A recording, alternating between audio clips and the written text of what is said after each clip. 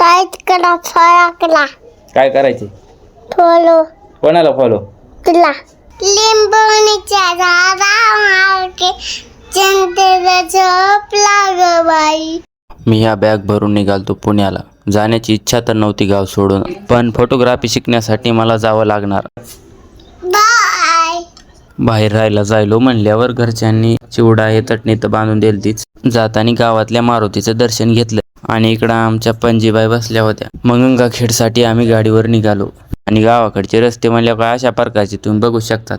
जाताना चेहऱ्यावर आनंद पण होता आणि भीती पण होती. मग फायनली आपण पोहोचलो आहोत गंगाखेडच्या रेल्वे स्थानकावर. आपली ट्रेन होती 8 वाजता. आपल्याला जवळपास 450 किलोमीटरचा प्रवास करावा लागणार होता.